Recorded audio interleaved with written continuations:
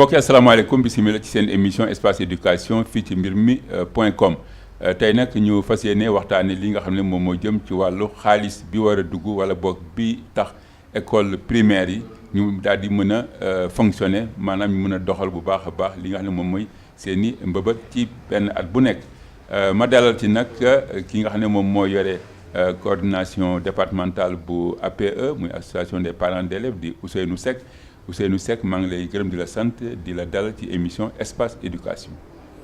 bon maa ngi lay gërëm Mbengue di la nuyu di la gërëm ci émission bi di nuyu également auditeurs yëpp ci turu fédération nationale des associations de parents d'élèves et d'étudiants du Sénégal. département de Thiès. kontaan naa ci rencontre bi. thème bi it dafay thème bu nga am solo bu nga xamee ni bii lu jar a waxtaane la. incha allah ci sama càmmoñ ki mi ngi tudd Abdoulaye Mbengue yow yaa ngi bokk ci COSYDEP di benn kuréel goo xam ne ci wàllu association la société civile maanaam mais di yëngatu bu baax a baax ci éducation njàng ak njàngale Abdoulaye Seck dalal ak jàmm. Abdoulaye Mbengue voilà jërëjëf doyen Alassane Alou Mbengue sama doom baay vraiment maa ngi am mbégte bu baax. tey jii ñu fekkal si fii ci mbirmi.com waxtaan ak yow ci émission bu mag boobu tudd espace éducation nga am ci thème bu am solo mu jëm ci wàllu financement wu éducation.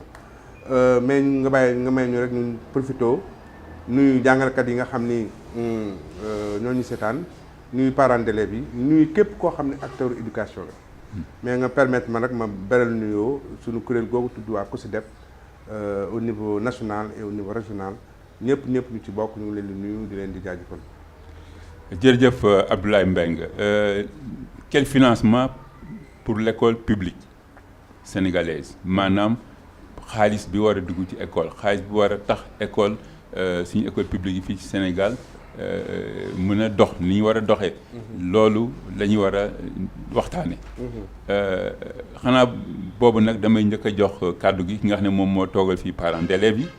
ndaxte tamit seetlu nañ ne su école tijjee moom ordonnance dañuy bari ci biir kër yi maanaam liste fourniture yi xale yi di indi ne papa jox nañ ma fourniture école wala yaay jox nañ ma fourniture école wala nijaay liste baa ngi nii. alors mu nar a nekk loo xam ne tamit parents il faut ñu dugal ci seen loxo su ko defee xale bi mën a dem di jàngi loolu Ousseynou Seck yéen waa APE nan ngeen gisee xaalis bi war a doxal école publique liste fourniture yooyu xanaa gouvernement bi daa joxewul ay fourniture wala lan moo war a daal ñuy laajte chaque fois liste fourniture joxe ko ngir xale bi dem jëndal ko boppam ay parents laa bëgg a wax. waaw léegi c'est vrai que ci élémentaire bi ñi nga wax éducation pour tous. mën naa ni sax état bi def na jéego yu bare depuis 2000 ci éducation pour tous ak yeneen yu nga xam ni yi ànd na ak jàngale bi bon nombre d'enseignants yi nombre d'écoles nombre de classes yooyu yëpp bari na ay jéego yu am mais des na li des mooy. wax dëgg yàlla ñun parents suñu amoon fourniture daaw ba fattu ndax da ngay ñëw école war a ubbi xale yi war a am yére yu ñu sol ñetteel ba nga war a fay nu ñu tuddati nga war a jënd ay fourniture yooyu yëpp diis na ci parents d'élèves su dee moyen nga war a fay droit d'inscription loolu métti na. il est vrai que nag ñun parents d'élèves wax dëgg ñoo volontaire pour jàppale école sénégalaise jàppale bi nag dina diis des fois ci yenn parents yi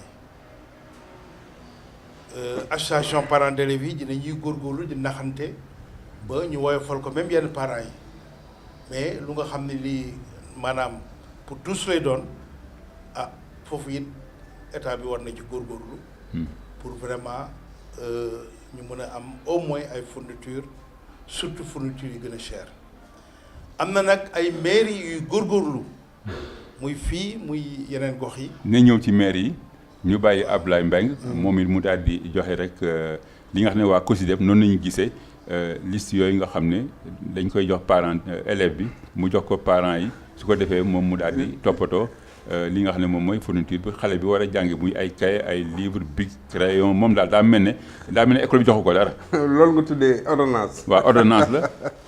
waaw mais vraiment dinaa sawar trop ci sa question boobu. ndax dañu wax école publique éducation publique kon kii war a téye éducation publique d'abord kenn jiitu ci état ndax état moom la askan wi dénk ay moyens am dénk ko kàddoom dénk ko léppam kon bu ñu nee école publique ki ñu njëkk a interpellé mooy état la question mooy ndax état lan lay def ci biir école yi. ndax loolu mu cee def doy na wala doyul. loolu ñu cee def amaana doy na wala doyul fan la jaar dégg ngeen déclaration yu bëri yu ñu wax politiciens yi di wax ak ñu daal ne que état Sénégal dina jël 40% ci budget am def ko ci école mais ñun ko si def bi ñu defee suñu xayma technique ak suñu technique gis nañu en réalité. c'est 25,8%. te depuis bi ko président Abdoulaye Wade di wax. waaw mais parce que dañuy moom moo daan wax considérer 41%. waaw parce que dañuy jël. budget de fonctionnement bi. boole ko budget d'investissement bi. boo ko xaymaa li ñuy résultat bi day jege sax 40% effectivement mais en vérité le budget réellement mis muy investissement bi. ça tourne autour de 25,8%. te loolu doyul. te loolu doyul parce que xam nga on est dans un pays boo xam ni c'est un pays sous-développé un pays avec benn démographie galopante Sénégal 60% de la population ay ndaw lañu. ba nga xam ne donc le besoin éducatif il est permanent. ñu war a dem école il court très vite defar école am droit dem école. très bien te ñëpp dañ leen war a dugal ci école bi ñu nekk ci réew moo xam ne il faut le reconnaître doole yi bëriwul mais jàpp nañ ni état loolu mu def amaana doyul mais c'est des efforts considérables mais loolu boo ko xoolee ba pare 25% yi boo ko xaymaa boo xoolee li ci ëpp ci ay salaire la jëm. parce que 25% yi Ablaye. soo ko seetee moom mooy le quart du budget. du quart de budget. mais kon nag war na bëri. xaw na dana boo ko xoolee ni ci chiffre dana bëri. maanaam dana jege sax 1000 milliards. mais yan bi moo diis. mais yan baa diis lañ ca war a def yëpp ay diis. d'abord dama lay wax ne la ci loolu. da nga ci génnee 60% yoo xam ni ci salaire u jàngalkat yi la bokk. te wax dëgg yàlla jàngalkat yi xëy na amaguñu li ñu bëgg mais amuñu fi salaire yi gën a ndaw kon nga gis nga imaginer donc ni dafay jël lu bëri. li ci des la ñuy dugal ci école bi. loolu nag leer na ni doyul. ba nga xam ne état bi dafa dem sax ba wut ci ndimbal. pour mu renforcer encore pour gis ñeneen ñoo financer ñooñu la ñuy wax les partenaires techniques et financiers. maanaam mooy waaw maanaam ñoo xam ni ay kuréel la wala ay réew la wala yeneen kii daal yoo xam ni. dañuy ñëw jàppale état Sénégal. ci loolu mu mëbët ci biir njàngaleem. mais loolu ba léegi doyul. léegi ñooñu ñu ngi dugal état dugal na wax naa la ko. waaw PTF dugal na mooy les partenaires techniques et financiers. waaw mais parents d'élèves comme ni mu la ko waxee léegi. ñoom tamit dañuy dugal. xanaa xamuloo ni Alassane. bi ñu defee xayma yi jàpp nañ ni que parents ñooñu ma la wax muy état. muy PTF yi waaw li parents d'élèves di dugal. moo ëpp li état dugal ak ñooñu di dugal. ndax xoolal parents d'élèves bi. waaw xale bi day ubbi mu jënd cahier ay cahier jënd ay bic jënd ay crayon jënd daal jënd yére di dundal. su tombeek tabaski. tombeek tabaski bi ak et cetera dafay ay cours. waaw mais loolu daf koy def pendant au moins 10 mois dans l'année. donc parent d'élève bu ci nekk rek boo ko calculer au bas mot di nga dépenser lu mu néew 50 000 francs ci xale bi ci at état dépensé wul loolu élève. te doo soo amul soo yemul ci benn doom nag. mu ngoog boo mel ne ñaar ñett ñeent. waaw mu ngoog am na ñaari soxna ñetti soxna ñeenti soxna. tabar fa kàllaa njaboot gi toog. jaaxle dalay daal dikkal. loolu moo tax état bi ne. inscription à l'éducation dans une école publique c'est droit d'inscription c'est interdit à l'élémentaire. kenn du ko laajte. kenn du ko laajte maanaam xale bi suy dugg kenn du ko laaj ñaar dërëm mais dafay poser loolu beneen problème. waaw parce que école boobu xale bi di dugg école boobu dafa am ay soxla école boobu ay gardien nga fa. école boobu dañuy utiliser courant dañuy utiliser ndox école boobu dañuy utiliser dañuy soxla nañu ay nu ñu koy tuddee ay cadenas wala ay caabi di defar seen bunt soxla nañu peinture soxla nañu defar seen i tableau te état bi li mu leen di compal di ko dugal ci école bi état bi danaa leen fii ngeen koy dugal ñoom ñemuñu koo dugal feneen. waaw Ousseynou Seck yéen parents d'élèves su école bi soxlaa ñu defaraat tableau soxla ñu fay gardien wala facture ndox ak courant yéen fan ngeen ko yaakaare su fekkee ne parents yi mënuñu ko joxe. waaw léegi dina am ñaar ba ñetti solution yi ñu am. waaw yan pexe ngeen di teg. première solution bi mooy. comme terewuñu coopérative parce que ñun dañuy xool là où il y a lu ñuy tuddee non droit ñu xool lan la ñu fay xajale dara des fois sax ñu yàq ci suñu der suñu tur mais coopérative kenn terewu ko en général dañuy demander coopérative 2000 francs élève bu nekk des fois ñu ne 3000 des fois ñu ne contribution des parents lu ko waral. mooy yow da lay wóor ni yow mi nga xam ni yaa ngi ñëw ci école bi au moins chaque semaine wala des fois tous les 2 jours. da lay wóor ni lii kenn sosu ko directeur d'établissement bi sosu ko mais c'est la vérité parce que da koy fekkee di ko vivre ay papiers yu ñu war a photocopier ay essais léegi wax dëgg yàlla doo jël essai nga bind ko ci tableau le temps que ça prend. da nga koy def ci machine tàppe ko daal di dem tiré. te boobu dañu laaj xale yi xaalis 200 francs 100 francs ay 100 francs pour ñu photocopier. waaw nettoyage bi. le personnel donc d'intendance état bi jëlatu ko en charge ou bien c'est rare. kan la ko bàyyil kon loxo kan la ko teg. da c'est rare bàyyi école lañu ko bàyyi ak moom daal. c'est rare l'école à elle-même. ñun cas bu ñu ci am. en général ñun ñooy trouver une solution maison. dama la bëgg a wax daal kii Ablaye nga may ma. ñu imaginer benn cas. waaw association parents d'élèves ñu ne ñoom tas nañu amatul ci école yi. waaw problème boobu am état dugal li mu war a dugal kon léegi nan la école di def. waaw c'est-à-dire. kan mooy toppatoo loolu. c'est-à-dire c'est l'école de la communauté parents yi ba ilaa yoomi diini dañuy nekk ci établissement yi. te pourtant parents yi du leen neex la ñuy doxal ci école bi. une équipe peut changer. te ñoom ñooy dugal financement bi. waaw wala bokk participer nañu. waaw mais école bi partenaire la pardon APE bi association parents d'élèves bi partenaire la. waaw lan mooy problème bi ñu trouver une solution maison mais et dans le cadre général dañuy trouver solution fay gardien bi fay kuy bale nettoyer douche bi. fay naka la tudd ci facture ndox ak ñoom waaw facture ndox yi ak facture courant yi dans certains cas mairie yi dinañu fay facture yi dans certains cas waaw. te ñoom it du obligatoire. waaw foofu dinañ ci ñëwaat. dinañ ci ñëwaat ci mairie yi sax waaw compétence transférée waaw. mais dans tous les cas affaire difficulté yi nga xam ni moom la chef d'établissement yi am. dans l'élémentaire dañuy obligé à chaque fois ñu trouver une solution par rapport à contribution par exemple ñi dugg école indi 1000 francs ñi nga xam ni ñii ay anciens lañu c'est 2000 francs mais des fois le taux de recouvrement du weesu 60%. ko indiwul dañ lay daax. déedéet enfin il arrivait que ñu daax. mais bàyyi nañ ko. wala ñu foqatal la yàlla depuis 2 ans. dañ lay neexal rek ba kay ngay. inspecteurs yi jóg nañ ci. mais loolu doy na waar de Ablaye. waaw une école qui fonctionne comme ça loolu doy na waar de. waaw bon mais xam nga loo gis rek. soo naree noonu la doon nan lay nar loolu mu doy na waar école bi doxee noonu kay. waaw yéeme na Alassane. loolu yéeme na. mais yaa lu mu si def moom ku si ba yéen association yi waa société civile yéen du ngeen si taxawee nag loolu. xam nga ñun wax nga ko société civile lañu bokk. ku si def dafa am ay objectif dafa am lu muy mel ne méthodologie dafa am benn yoon bu mu jël.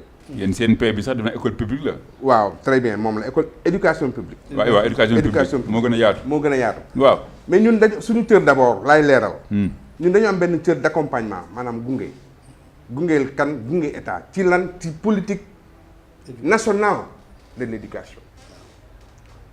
beneen bi mooy lan rôle d'alerte et de veille maanaam artu état bi. ci yenn problème yoo xam éventuellement mën na survenir bu ñu régler bu benn situation. moo tax ñun position boobu la ñu am c'est une position neutre c'est une position de vérité.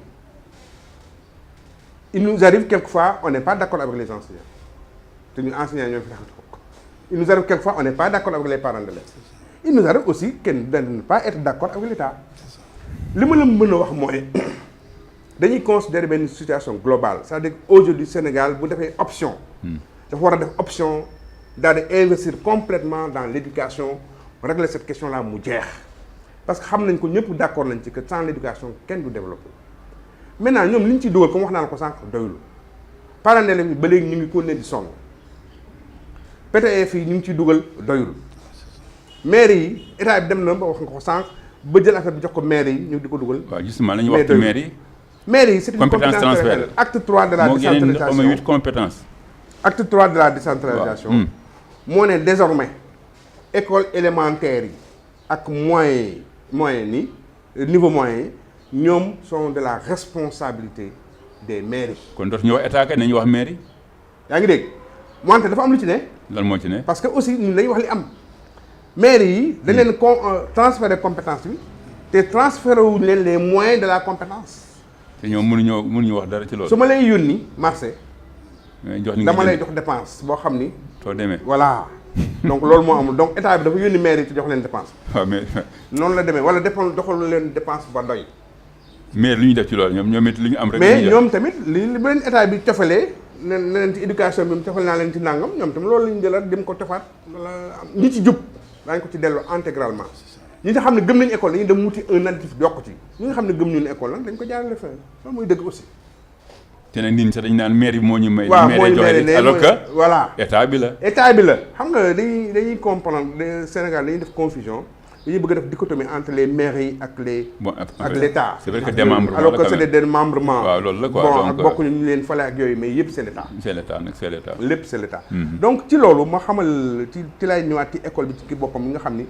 parents d'élèves yi ak élèves yi ak enseignants yi dañu am ay difficultés yu mag. mais dégg naa dina am ay période yoo xam ne ay enseignants dañuy jël seen xaalis di jëndi craie. man miy wax ak yow. mais loolu dégg naa ba may jàngale. waaw dina naa craie sama bopp plusieurs fois. dinal naa samay élèves craie. dina naa leen ay cahier. dina naa leen ay bic te loolu nag du man dong de. enseignant boo gis mus naa def loolu. man mi jàngale naa. kon wóor na ma ne def nga ko. Ziguinchor def naa ko. waaw kon jeex na kon loolu mooy la réalité mais loolu man. parce que il faut jàppale élève il faut jàppale élève bu néew doole. réew mi toll na foo xam ni sant rek waaw il nous faut un engagement. même état bi defoon ay milliards yu mat il faut un engagement personnel de chacun d'entre nous de chaque enseignant. waaw est-ce que loolu nag ça ne va pas du liy raam ci ñag bi la jëm maanaam ñu privatiser éducation du ñu àgg foofu Sénégal du àgg foofu. gëmuma ko encore Ousseynou Seck. waaw am na benn émission moo ko mos a waxee. waaw état bi. privatiser ko aller à l'aventure ba naan day privatiser. parce que naru àgg foofu daal. pays yi ko junju. engagé ko sous des formes très voilées. dañ ci mujj dellu si waat ginnaaw. donc loolu du solution. nar ñu àgg foofu. góobu ñu àgg fa. maintenant la participation citoyenne la participation des collectivités la participation des collectivités locales. muy démembrement état bi. waaw ak bu état bi peut-être foofu la ñuy xoolaat quote-part bi. collectivités locales yi li ñuy indi ak ñi nga xam ne dinañ jël seen volonté personnelle wuti ay partenaires pour mën a indi lu am maanaa te am na.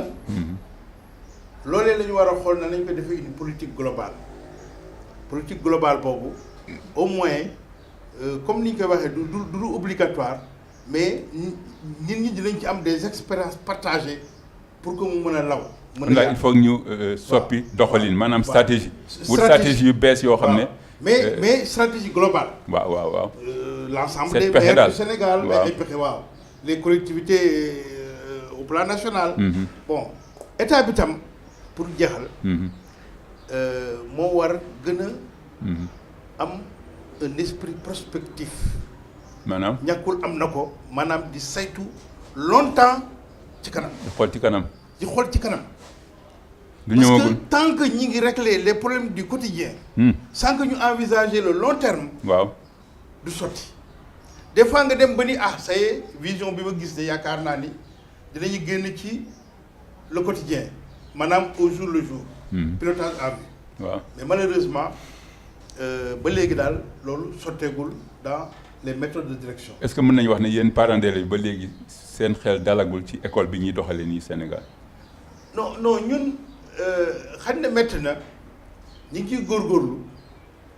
mais mënuma ni suñu xel ñàkkul a dal parce que suñu xel dal na parce que duñu privatiser bi rek ñun moo ñuy tiital maintenant ñu indi suñu participation citoyenne. peut-être foofu la ñuy xoolee ñi mën ak ñi mënul ñu xool comment arriver à avoir des solutions durables. waaw foofu la wax ji nekk waaw. Ablaye ku si def Ablaye Mbengue. waaw privatisation de l'école ñu dem ba nga xam ne dañ naan daal ndi dañuy fay carrément parce que ba léegi dañ naan gratuité maanaam école kenn doorul fay. xëy na bokk la école privée bi nekk fii ci ginnaaw.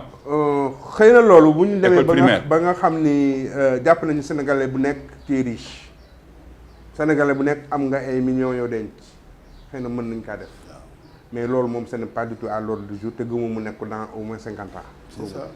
kon dans 50 ans sénégalais bu nekk doo denc ay millions. yow sa ñaan moom sa ñaan doy na war non damaa jàpp nii rek que xëy na ak les sunu xéwal yi nga xam ne suñu borom moom la ñu baaxee. te ñu gis ko ci jamono yi ñu toll. waaw le temps ñu koy exploiter le temps ñu koy jaay le temps ñu koy organiser xëy na dina def as diir donc xëy na moo tax ma waxee noonu rek. mais moo sañoon suba Sénégal yëpp dama lay tooñ waaw dama lay tooñ. mais li ci nekk mooy. incha allah waaw. li ci nekk la réalité moom privatisation de l'école moom bien que nag il faut que ñu xam ni que l'éducation a un coût. voilà. di nga parent d'élève. il faut mu ba def dara àddina tukki. il faut mu dugal ci loxo. il faut mu am ci dugal ci dara. c'est ça. loolu il faut ñu d'accord ko. ndax mais ba même bu la état joxee dara sax. yenn saa nga gis lu baaxal sa bopp ci sa doom nga jëndal ko jox ko. waaw loolu de moom du yaa ngi ñàkk dégg loolu moom du ñàkk loolu day du ñàkk. mais dama lay wax dafa am loo xam ne dafa am dama ko dund ci biir jàngale bi. ci jour dafa parce que dafa am connexion ak financement éducation. lu xaw a doy waar. est-ce que xam nga ni Alou. que loolu ñu daan wax cantine scolaire amatul. cantine scolaire yu baax yooyu. yu baax yooyu nga xam ne xale yi kaw gi le matin. da nga daan xëy si ñu jox la kaasu meew bu tàng jër. ndekki nga naan ko wala ñu jox la tongal la fonde. nga naan ko boo wàccee ñu jox la añ nga añ doog a ñibbi. doog a ñibbi cantine scolaire. loolu dafa daan dimbalee jox ci biir taax mi sax da daan dimbale nit ñi waxtu walaak nag ci biir àll bi. dama nañu boobu ko benn service ministère. loolu amatul daanaka presque li ko école yi ko am li ko dese léegi bareetul. di waa PAM ñoo doon financé yooyu. waa PAM ñoo ko doon financé programme alimentaire mondial dégg naa ci lu ma leer. que ñu ngi retiré wu ndànk-ndànk te loolu vraiment baaxul ci suñu éducation. ñoom fi ñu retiré wu Sénégal du mën a dugal loxoom ci parce que nos enfants. ma wax la ko tey Alou. ont faim. yenn saa da ngay dugg ci classe xool ab xale mu leer na la kii ndékkiwul. te kon li nga koy wax yëpp mi ngi dugg fii génn fële. mais dugg dégg. wala duggul sax. du dugg fu muy jaar. bala ngaa tal jàng da ngay lekk sa biir day fees. donc bref donc li ma la bëgg a wax rek. mooy que waaw sunu école yi. dañu am ay difficultés état bi nag wax dëgg yàlla damay wax rek te yàlla tax ñu ngi def ay efforts mais c'est pas suffisant. peut mieux faire wala doit mieux faire. doit mieux faire. parce que nee naa la école élémentaire yi amuñu woon budget te léegi am na luy ruus di jóge ci ministère di ñëw ci ñoom mu suñu ko am loolu c'est des pas ba pare ñu ngi def effort aussi def ce qu'on appelle la contractualisation. maanaam yow loolu ñu la jox da nga ciy rendre compte da ngay rendre compte enseignant bi day rendre compte directeur d'école bi rendre compte ak parents d'élèves bi comité de gestion bi. inspecteur de l'éducation bi rendre compte inspecteur d'académie bi rendre compte au ministre noonu la affaire bi tegoo loolu nag ci tegin bi rafet na jëf kaa des. na nit ñi di rendre compte effectivement de li ñu leen confier. Sénégal amuñu culture de reddition de compte loolu daf ñu tardé ku nekk def lu la neex defee ko noonu la neexee doo rendre compte dañ naa dénk tegul fenn donc yooyu mooy situation yi nga xam ne nee naa la état bi ñu ngi ciy jéem mais doyul parents d'élèves bi aussi ñu ngi jéem parents d'élèves bi aussi il faut que ñu wax ak ñoom. je parle sous le contrôle de doyen Seck. yow boo jógee former sa mbootaay. ne da may ñëw dimbali école. wax dëgg yàlla yow looy xaal ci école ba. dimbali ko rek. du dimbali rek moo la tax a jóg yow amul mais boo fa yàggee tuuti commencé xool la école bi la mu lay indil yow. li may wax ni je parle ci télé laay wax. ñoom li may parce que ñun dëgg rek moo ñu fi tax a toog ko si def. kon nag problème yi bari nañu. problème yi c'est à tous les niveaux. c'est au niveau des enseignants c'est au niveau des parents d'élèves c'est au niveau de l'État te loolu nag dafa am yu bari yoo xam ne mi ngi si biir yoo xam ne dañ ko war a régler. avoir le courage d'affronter ça wax ko régler ko mais tant que ñu ngi raay affaire bi bu affaire problème amee ñu naan non les responsables sont partagés non comment les responsables sont partagés. les responsables sont pas partagés. Il y a un responsable principal. non toujours il faut le désigner ne ko yow lii mooy sa responsabilité régler le problème bi. am na ndeyu mbili ji quoi. voilà kon nag Abdoulaye dama lay gërëm di la sant. waaw maa ngi lay gërëm kontaan trop. xam naa yëf yi moom neex na mais lii duuf ci nag bi yëpp. xajul ci bi waaw. doyen Abdoulaye Ousseynou Seck tamit maa ngi leen di gërëm di la sant yaa nekkoon coordonnateur départemental bu APE association des parents d'élèves di la gërëm di la sant ci teewaay bi di gërëm tamit di sant Abdoulaye Mbengue bu COSYDEP. mbokk yi. maa ngi gërëm di sant tamit ñi nga xam ne ñoo doon jàppale ci wàllu technique bi Lamine Bara ak Bàcc Ngom ak tamit Serigne Moussa Ngom ba beneen yoon incha allah espace éducation dina ñëwaat fii ci mbirmi.com. incha allah jërëjëf.